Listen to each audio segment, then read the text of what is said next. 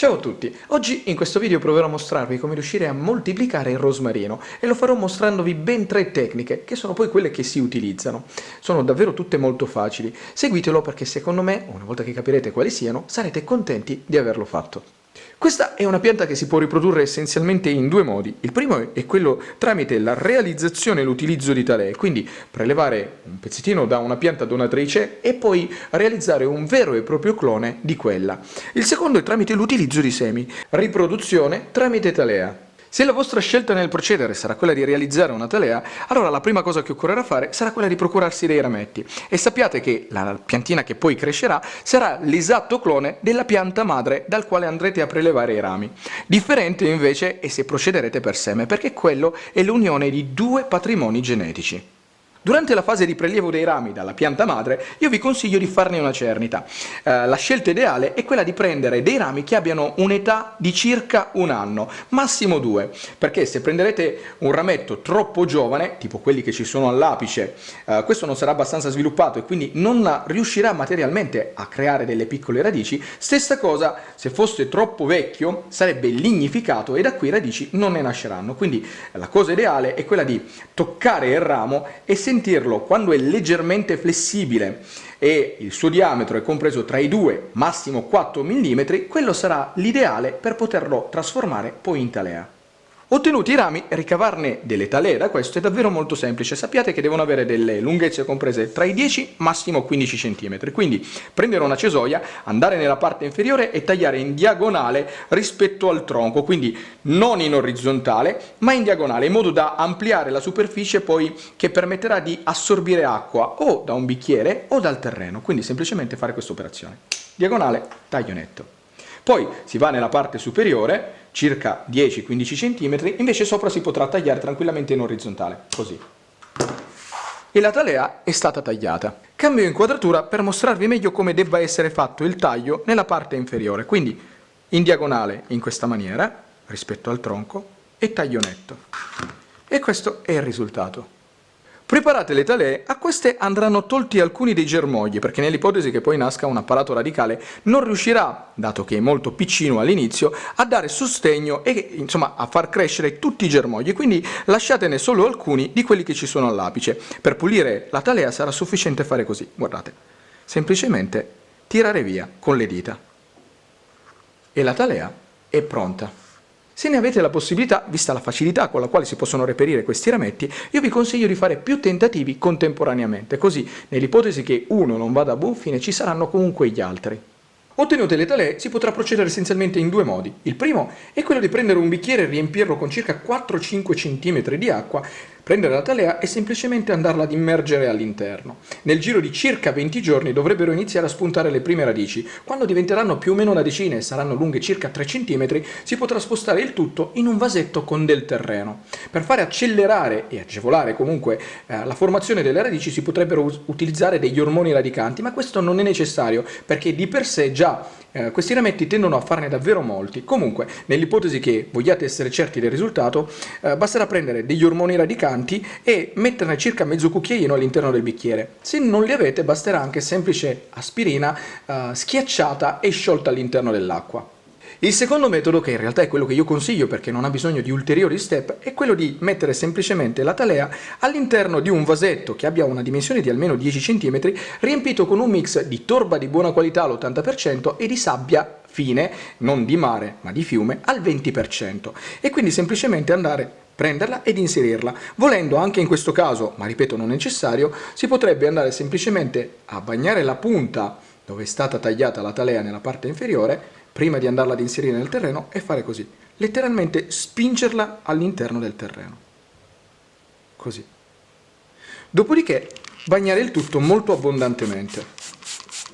Al fine di agevolare o comunque aumentare decisamente la possibilità che questa talea attecchisca, si potrà farla crescere creando una mini serra intorno e sarà sufficiente prendere dei bastoncini come questi, andarli ad inserire all'interno del vaso, così, in modo da fare un sostegno, dopodiché prendere un sacchetto di plastica trasparente, andare ad inserirlo sopra, in questa maniera, ed una volta coperto il tutto, con un filo un fil di ferro andrà benissimo, chiudere. Il fatto di aver creato questa serra intorno alla pianta le permetterà di crescere in un ambiente condizionato, quindi con temperatura ma soprattutto umidità costante.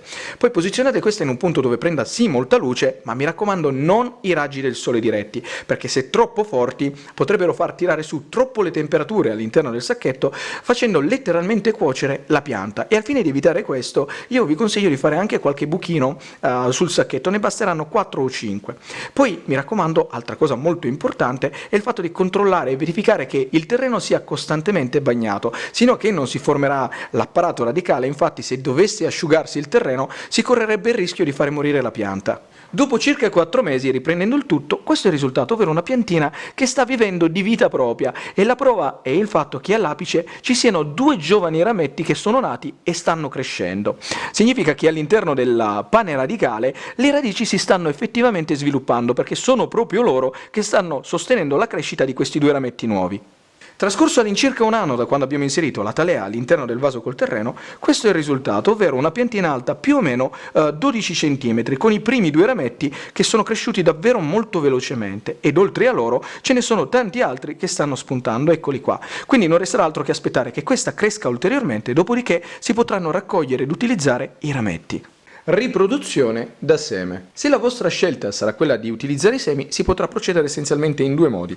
Il primo è, nell'ipotesi che abbiate la fortuna di avere già una pianta adulta, aspettare che questa fiorisca e quando i fiori avranno ultimato il loro ciclo vitale, saranno secchi, estrarne i semi dall'interno e poi utilizzarli. Se non avete già una pianta adulta, allora si potranno trovare i semi tranquillamente in commercio. È davvero molto facile trovarli al supermercato o in un garden center specializzato, e il loro costo è davvero molto basso. Per estrarre i semi dalla pianta basterà aspettare che i fiori terminino il loro ciclo vitale, che perdano i petali, e al loro posto si formeranno delle piccole capsule. All'interno di ogni capsula ci sarà un seme. Queste sono le capsule che si sono formate quando il fiore è sfiorito. Quindi basterà schiacciarle e al loro interno ci saranno i semi. Eccoli qua. Estratti dalla pianta, questo sarà ciò che potrete ottenere. Dei semini di circa 2 mm, fate una proporzione con le dimensioni del mio dito per capire quanto siano piccini, di color paglierino. Recuperati i semi, non resterà altro che mettere questi a dimora nel terreno. Quindi occorrerà creare un vero e proprio semenzaio. Per farlo sarà sufficiente prendere un vasetto che abbia un diametro di almeno 10 cm, riempirlo con della torba di buona qualità e semplicemente andare a spolverare i semi sopra, in questa maniera, così. Cercate di ottimizzare tutto lo spazio che avete a disposizione. Ecco qua. Terminata la semina, prendere una forchettina e semplicemente muovere il terreno in questa maniera. Fate in modo che i semi cadano all'interno del terreno ma che non vengano interrati molto. Così facendo otterrete delle piantine che nasceranno molto prima. Dopodiché prendere un vaporizzatore e bagnare il tutto molto abbondantemente. Terminato di bagnare, prendere un sacchettino di plastica ed andare ad inserire all'interno il vaso, dopodiché chiudere in maniera ermetica. Così facendo si creerà all'interno del sacchetto un vero e proprio microclima, con temperatura ed umidità costante, che favoriranno sia la nascita che la crescita delle piantine. Trascorsi 10 giorni, le prime 2 piantine sono spuntate. Questa è già completamente fuori dal terreno ed è alta più o meno 1 centimetro. Quest'altra invece è in fase di germinazione e sta proprio spuntando adesso. Trascorsi 30 giorni da quando sono nate le piantine, questo è il risultato. Direi che è davvero ottimo. Tutte le piantine sono nate e adesso sono alte più o meno 5 cm. Non resterà altro che aspettare che dalla parte centrale spuntino le nuove foglioline, dopodiché spostare ogni piantina in un singolo vaso. E poi, dato che sono molto fini e molto alte, quando andrete a rimettere poi la piantina all'interno del nuovo vaso, mi raccomando, fate in modo che venga interrato tutto lo stelo e lasciate soltanto la parte apicale fuori dal terreno.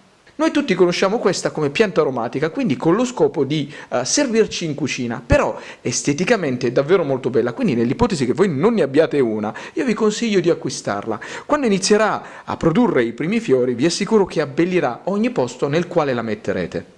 I fiori sono davvero molto piccini, però sono tantissimi e soprattutto profumati, quindi oltre ad abbellire il punto nel quale metterete la pianta, creerà anche un odore che ne profumerà tutto intorno l'ambiente. E con questo il video si conclude. Spero che il video vi sia piaciuto e che sia servito per imparare qualcosa di nuovo, di utile e di divertente. Se vi è piaciuto, mi raccomando, lasciate un commento, mettete un mi piace, ma soprattutto iscrivetevi al canale e già che ci siete dategli anche un'occhiata. Detto questo vi saluto e vi aspetto al prossimo video.